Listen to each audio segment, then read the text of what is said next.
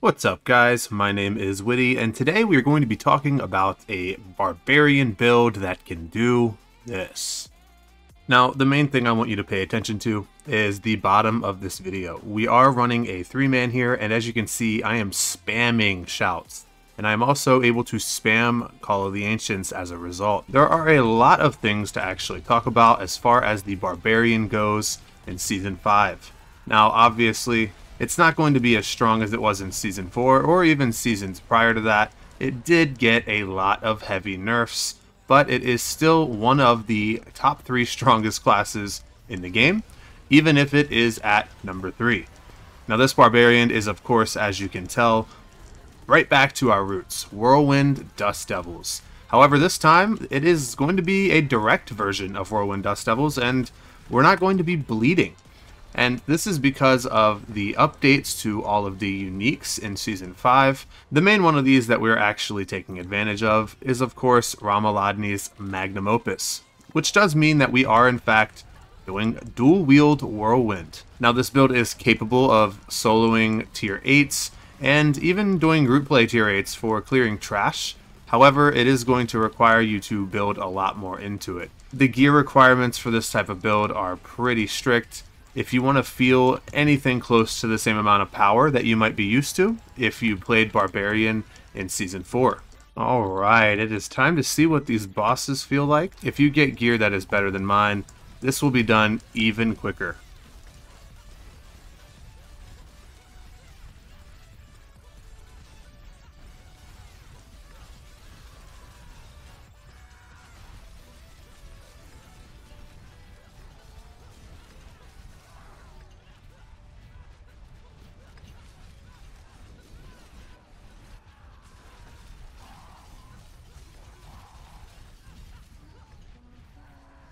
Without further ado, let's go ahead and go over the planner of our good friend Dietrich.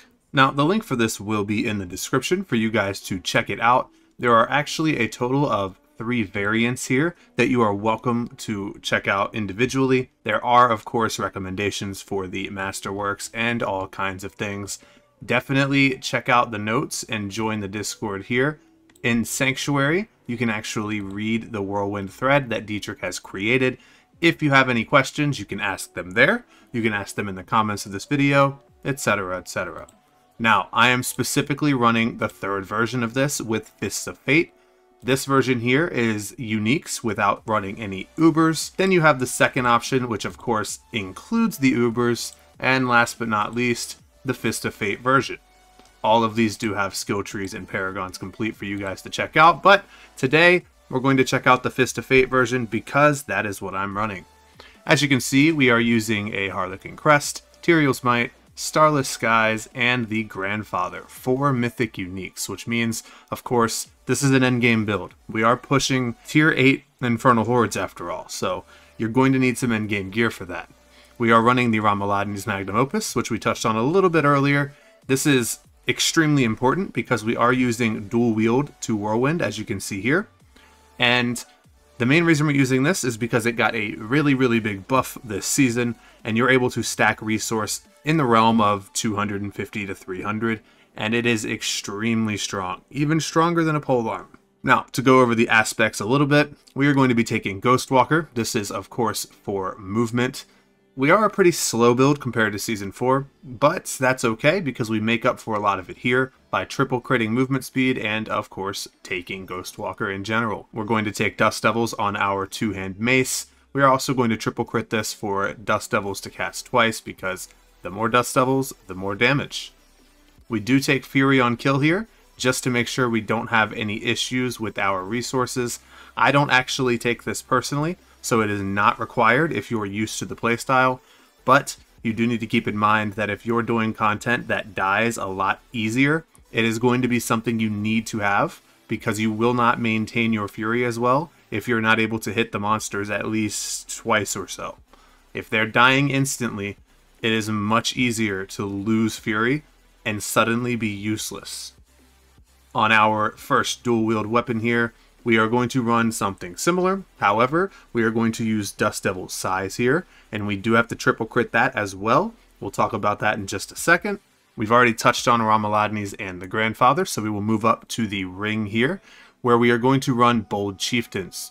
Now, of course, we're running this for the cooldown, and also for crit chance, crit damage, and our vulnerable applicator. We're going to be making enemies vulnerable with this ring, as well as exploit, and some other fun things are possible, but we're not going to dive too far into that. Last but not least is the aspect of Fierce Winds, which is on our amulet for that extra 50% boost. This is going to create Dust Devils with our shout skills, and as you can see in the latter half of this aspect, our Dust Devils are 20% bigger. With this amulet, it would be 30%, and they deal 1% multiplicative increased damage for each 1% of their size, up to 100. With a triple crit on your one-handed weapon, you should also be able to reach a respectable number, even if it's not 100%. We are running emeralds in our weapons for critical strike damage, because that is the main stat we are stacking. We are running strength gems, which are of course amethyst, in our armor, and that is for our main stat and extra damage as well. And these three are really not needed at all. You should be capped anyways, but it looks better to have something in here than have nothing at all. The Tyrael's Might should pretty much cap you out regardless, so don't worry about these too much. As far as our skill tree goes, I will let you guys go over this, but just in case you want to watch the video and not open a second tab, we will go ahead and scroll through slowly.